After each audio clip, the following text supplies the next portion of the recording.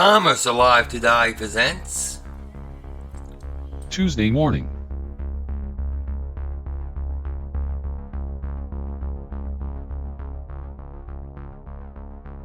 The name and concept for Tuesday morning came from company founder, chairman, and chief executive officer Lloyd Ross.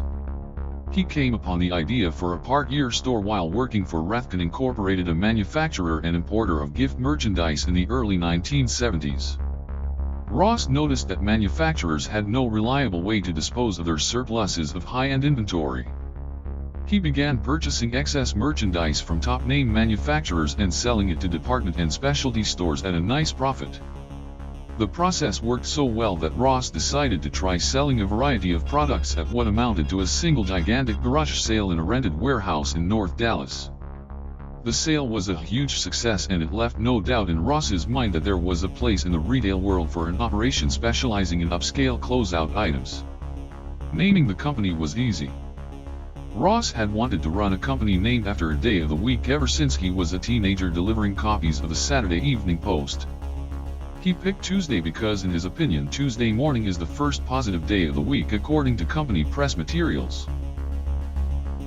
In spite of its name, Tuesday Morning Corporation does not always open its stores on Tuesday mornings. For about half the year, the stores are closed entirely. During its 4 annual sales events, which cover the peak shopping seasons, most of the company's stores are open 7 days a week. Tuesday morning sells upscale items at deeply discounted prices. Its merchandise, which the company describes as first-quality famous maker giftware, generally goes for 50 to 80% below original retail prices.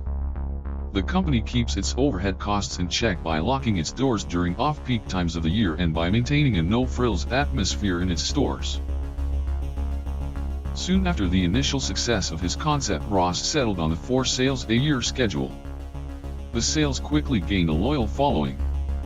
In addition to offering prestigious items at low prices, limiting the time during which they were available created a sense of anticipation and excitement for many customers. For its first several years, the company continued to operate out of temporary locations such as vacant supermarkets or warehouses. New employees were hired for each season. Before long, however, a core group of returning sales personnel made up the bulk of the staff. Tuesday morning soon began to expand geographically, primarily in the South and West. Eventually, the company settled into permanent locations. Tuesday morning management, however, avoided locating their stores in the posh malls of the well-known department stores that often sold the same merchandise for twice the price. Tuesday morning stores have always been no-frills operations, relying on the merchandise rather than decoration to create their atmosphere. The typical Tuesday morning customer was an upper-middle-class woman who might otherwise shop at a place like Neiman Marcus. Many of those women purportedly transferred their Tuesday morning purchases into big-name department store boxes when they got home. Tuesday morning went public in 1984, and by the following year there were 56 stores in the chain, generating sales of about $37 million. Sales events were handled by 1,400 part-time workers as well as 60 administrative personnel at company headquarters and 110 warehouse employees. Meanwhile, certain company policies kept Tuesday morning on good terms with the manufacturers of their merchandise and even with the department stores that it was undercutting. Tuesday morning generally did not include manufacturers' names in its advertising, since some manufacturers felt that association with a discount chain devalued their products. If a brand name was used in an ad, it was only with the manufacturer's explicit permission. If a competing department store became upset about a markdown on a product it was still carrying, Tuesday morning usually would take it off the shelves. Tuesday morning's sales and profits grew each year for the rest of the 1980s, with the exception of 1988, when earnings were held in check by a temporary increase in expenses, including the construction of a new warehouse. By 1987 there were 81 large no-frills Tuesday morning outlets operating in 16 states, still mostly in the South. To keep rental costs low, the company continued to locate its stores mainly in strip malls and outer ring suburbs rather than in indoor malls or city centers.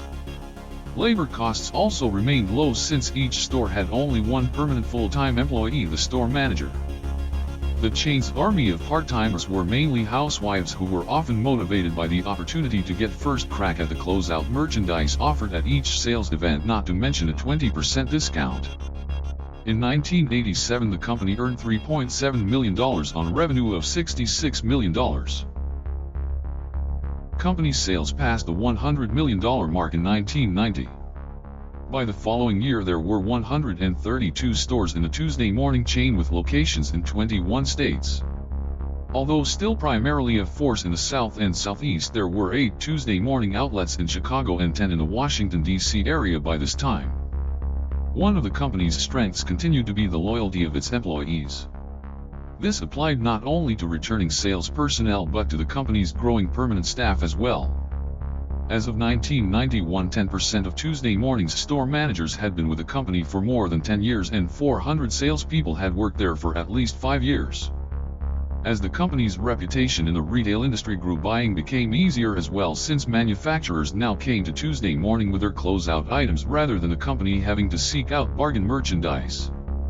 Since Tuesday Morning was able to maintain high-quality standards for the merchandise it sold, the stigma attached to having products sold by a deep discounter was no longer as powerful.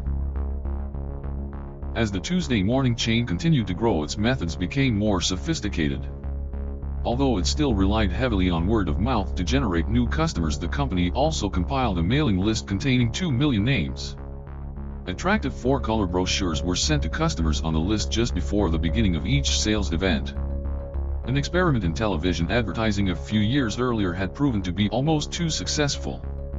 Stores in the markets targeted by the ads were cleaned out of merchandise almost immediately.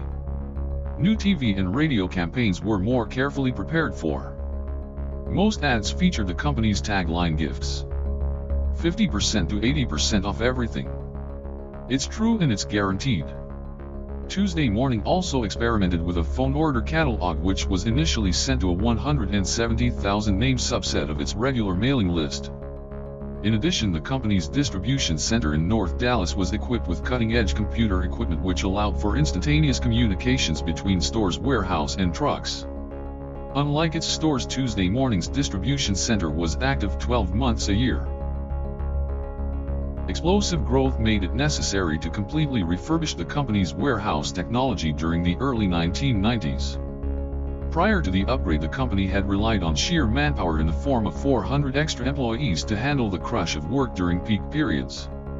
Merchandise was arriving at the company's lone warehouse in such quantities that tracking it was becoming next to impossible. By 1992, the warehouse system was in utter disarray.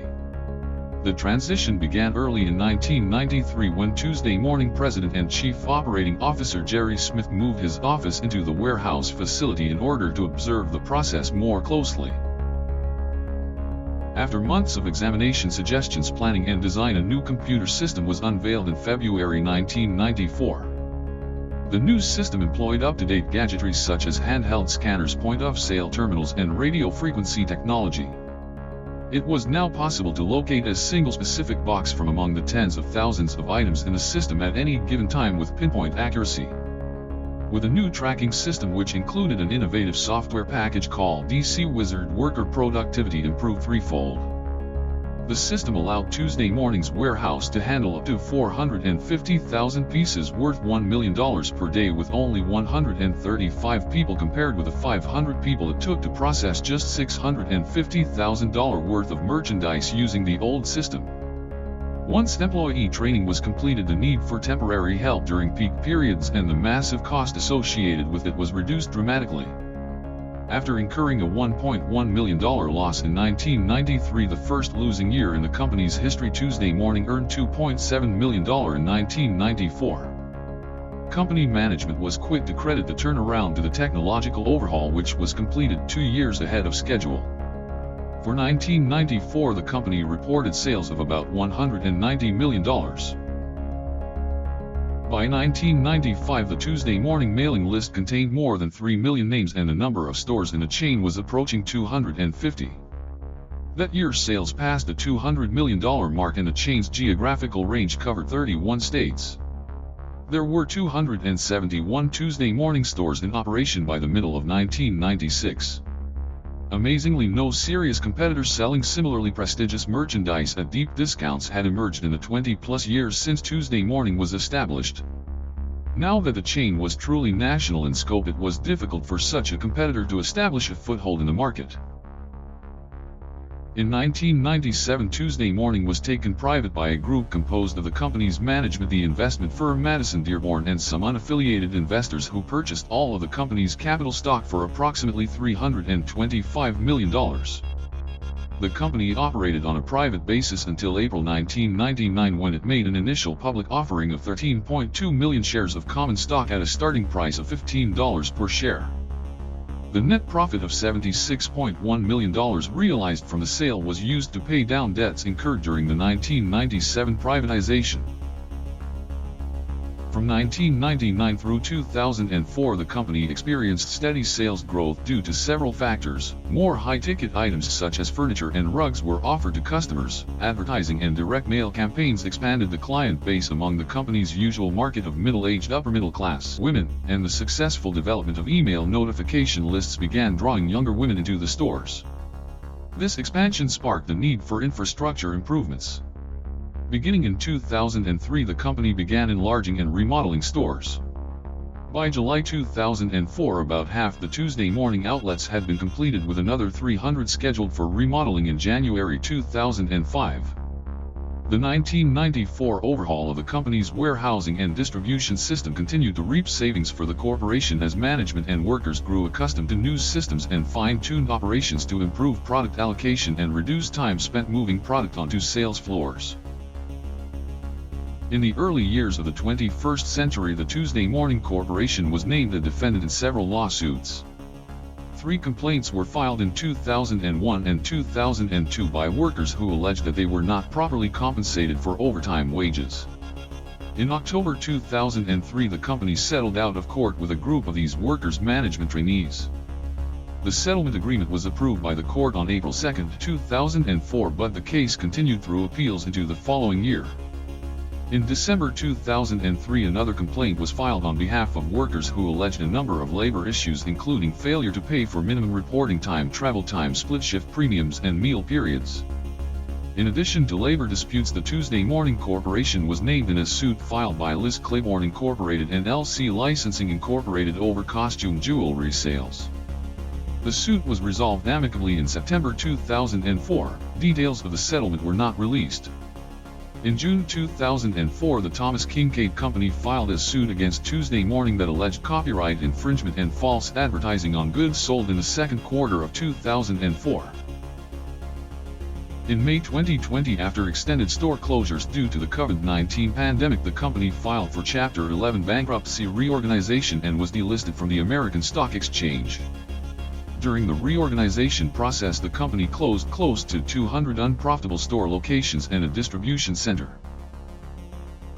In December 2020, the company emerged from bankruptcy with a rights offering enabling the ability to pay all vendor claims in full and protect shareholder value. Upon emerging, the company established a new executive leadership team who has failed to live up to expectations and tanked the company's stock from $4+ per share down to 0.30 cents per share in just over 1 year's time. On May 25, 2021, the company was relisted on the Nasdaq Stock Exchange under TUEM. On February 14, 2023, Tuesday Morning once again filed for Chapter 11 bankruptcy. Protection in the Northern District of Texas in a move to ultimately transform into a nimbler retailer that serves heritage markets in a profitable manner. Tuesday Morning, which is burdened with debt and struggling under increased supply chain costs and inflation, listed assets and liabilities of $100 million to $500 million in the filing. It comes about 6 weeks after the company said it would voluntarily delist its stock from Nasdaq amid liquidity issues. Tuesday Morning, which has 487 stores in 40 states, will be planning to close more than half of the chain's stores. The company, which filed for a bankruptcy reorganization in Fort Worth on Tuesday, has already asked the court to reject 265 store leases and plans to close those stores. Gordon Brothers, a store liquidator, has been hired to carry out the closings. Tuesday Morning said it plans to close locations in low-traffic regions while allocating the proper resources to remaining stores in high-traffic region during the restructuring process. It also plans to significantly cut costs across its distribution channels as it pivots to a third-party logistics model and transitions to a more cost-effective inventory acquisition strategy for remaining stores in a fight for survival to keep the company alive. Tuesday morning could be the next to fall into the bottom of the defunct landscape forever.